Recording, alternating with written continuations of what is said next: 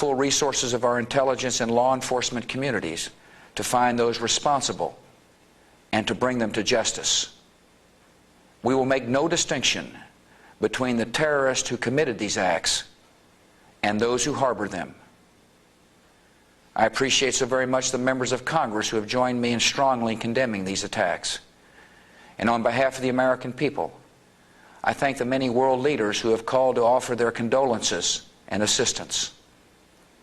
America and our friends and allies join with all those who want peace and security in the world, and we stand together to win the war against terrorism.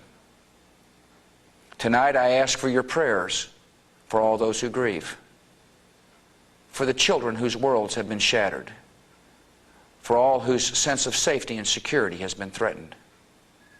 And I pray they will be comforted by a power greater than any of us, spoken through the ages in Psalm 23. Even though I walk through the valley of the shadow of death, I fear no evil, for you are with me. This is a day when all Americans from every walk of life unite in our resolve for justice and peace. America has stood down enemies before, and we will do so this time. None of us will ever forget this day, yet we go forward to defend freedom and all that is good and just in our world. Thank you, good night, and God bless America. President Bush speaking live from the Oval Office in the White House. Perhaps ominously, among the things the President said was, and this is not a direct quote, but it's on the money, we will not differentiate between those who committed these acts today and those who harbored them. The President vowed that no act of terror will darken America's beacon of freedom. We go down to CBS News Chief White House Correspondent John Roberts. John. Dan, important words for the President to say that we will not differentiate between the terrorists who committed this act and those who harbor them.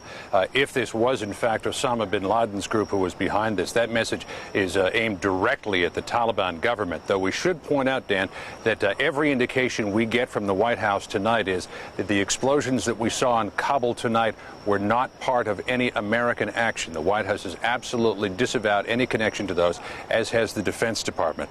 The President also sending out some important words of reassurance tonight to Americans, saying that the government is still in operation, essential personnel will be back at work later on tonight, and that the government will be open for business tomorrow. And even though the stock market will be closed tomorrow, Dan, the President reassuring Americans, saying that the American economy will be open for business.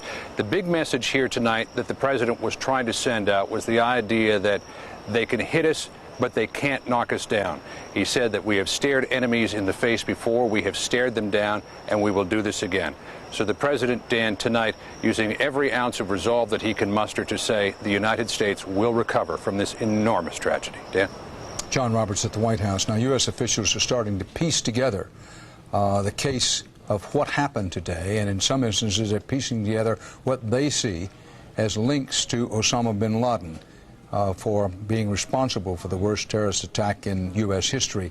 That Orrin Hatch, the top Republican on the Senate Judiciary Committee tonight, said they, meaning intelligence operations, they have an intercept of some information that included people associated with bin Laden who acknowledged a couple of targets were hit. That's a direct quote from Senator Hatch. He went on to say that law enforcement has data possibly linking one person on one of the 4 ill-fated flights to bin Laden's organization. Now, government and industry officials say at least one flight attendant and 2 passengers called from 3 of the planes as they were being forced down in New York and Washington, each describing similar circumstances. The callers indicated the hijackers were, at least in the beginning, armed with knives. This day's horrific events began with the familiar turbine whine of jet engines over New York. But this Boeing 767 was too low and not in the regular flight pattern. It was aimed straight for the massive twin towers of the World Trade Center. It hit it. CBS's Byron Pitts is on the scene tonight. Byron? Well, Dan, a few moments ago, a producer for 60 Minutes just walked back from the crime scene and said she counted only 4 floors left, 4 stories left of one of the 110-story towers. At this hour, rescue teams are still still hoping, still praying they will find survivors alive. Without exaggeration, Ground Zero looks like a battlefield. 8:48 a.m. Mayhem in Manhattan. We saw a plane coming very low, and everyone said, wow, that plane is very, very low. Come on, guys, keep moving. I was walking to work, and all of a sudden, I see a jet crash into the first tower. An American Airlines flight loaded with 92 people crashes head-on into the North Tower of the World Trade Center. And then we heard the crash. We ran to the window. Into the building. It went into the Trade Center. And we hit the Trade Center. We saw the shrapnel fall, and then we said, "Get out!" And minutes later, oh, there's another one. Another plane just hit. Right. Oh my God! Another plane has just hit. I heard a roar, and I looked around thinking that it had to be a helicopter, and I looked up and I saw the second plane hit. a second commercial plane, a United Airlines jet, also hijacked, carrying 65 people, plows into the South Tower. First one we thought was an accident. When we heard there was a second one, we definitely thought it was terrorism. On the ground, witnesses could not believe their eyes. 70 stories up with the building burning, reason gave way to desperation. New York's bravest never had a chance. We really never even got to that close to the building. An explosion blew and it knocked everybody over. Less than an hour later, the South Tower came crumbling down. It collapsed. The top floors collapsed down. I saw it blow and then ran like hell. Thank God. I'm 69, but I can still run. But it was far from over. Tower 2 collapsed into Tower 1. Within minutes after that, we were ordered out. When the dust settled, signs of life started to emerge. Chaos. It's just chaos out here. It really is. So the Twin Towers fall. It's amazing. It's crazy. I can't believe this shit is happening. I really can't. It's nightmares. Armageddon right here. This was the worst act of terrorism on U.S. soil, but not the first attack on the World Trade Center. 8 years ago, terrorists set off bombs in the basement in an effort to take down the two towers. They failed. Today, mission accomplished. I tell you what, it's a sad day for America. It really is. By 2 o'clock this afternoon, firefighters and police officers and paramedics by the hundreds stood by, many of them feeling helpless. There was nothing they could do at this point because the building was still unsecured. Our main priority is to get in, do a search and rescue, look for survivors, and then clean up what's left. And we can't do that until the building is deemed safe. Ankle deep in debris and despair, rescue workers waited. Some had relatives of their own inside. One police officer told me her sister worked here on the 40th floor, due in at 9 a.m. She was always early, she said. Always. A sign on a paramedic's van spoke volumes. We know we have some of the major brass of our department missing. We're trying to find them, too. New York Port Authority Police Chief William Hall choked back tears. For him, this was no longer just work. On a personal level, because I know that these are all your men and it's a business, but I'm sure that a lot of these guys are your friends. How you holding up? It's not a business now, it's personal now. Sir? It's personal now. We have to get them. Back live, we have had little relief here. Take a look at this. Hours ago, World Trade Center building number 7 collapsed. A 42-story building that crumbled hours after the initial devastation. It was the one calamity here that was not a surprise. Police had evacuated the area earlier, fearful building number 7 would indeed fall down. Minutes after the second tower collapsed, we met a firefighter named Tim McGee, a New York City firefighter. He was covered in soot from the top of his helmet to the bottom of his feet. He was crying. He told me that he had lost all of his men when the building collapsed. He asked us to reach his wife, Maria, tell her that he was okay, that he had survived. Quote, tell her, I love her. Dan. Byron Pitts in Lower Manhattan. Mind you that the World Trade Center complex has 7 buildings. So the Twin Towers went down, they're the big ones, but then the 47-story World Trade Center building number 7 collapsed. That was near the end of Byron Pitts' report. Now, Building 5 in the World Trade Center complex was for many hours today described as on the brink of collapse. The state of that building at this hour is uncertain. It was long ago evacuated completely.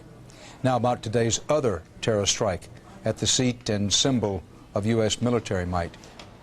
All right, we're going to continue with coverage throughout the night as we follow events with CBS News and Dan Rather. It has now been 12 hours since this whole ordeal started, an incredible 12 hours since about 9 o'clock this morning.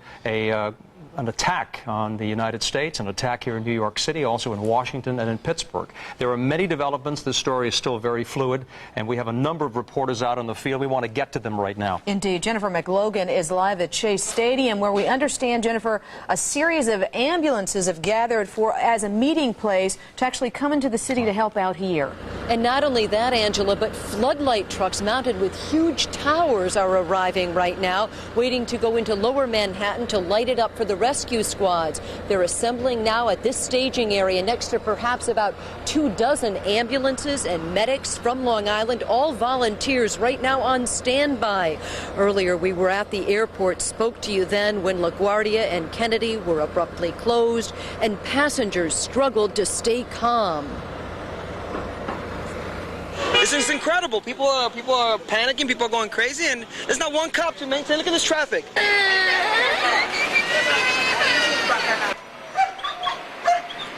And there is no place in hotel. I have no friends here in this city. I have no place to stay. And I don't know where we're going right now. You can't get cabs. You can't get cars. You can't get on the phone. Can't believe this. In America yet.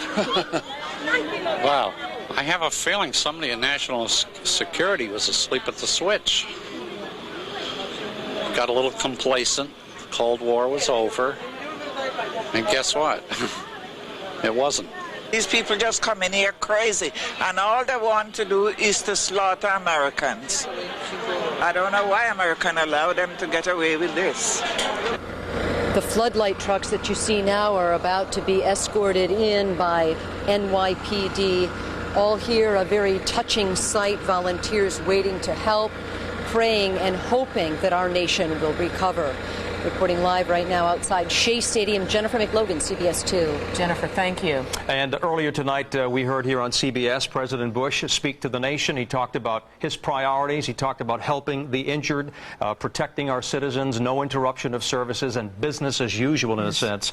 New York City is coping with what's going on. Dana Tyler is standing by in the newsroom right now with more information on the hotel situation here and some other things for us. Dana. Some other things as well, Ernie. Thank you. The hotel situation we heard in Jennifer's story, the young girl, here by herself. There are very few places to find a hotel room in this city. Hundreds of travelers, commuters also. That's the interesting thing too. There are a lot of people who live here who can't get to their homes, and many hotel rooms reporting no vacancies. Also this evening we talked about business as usual.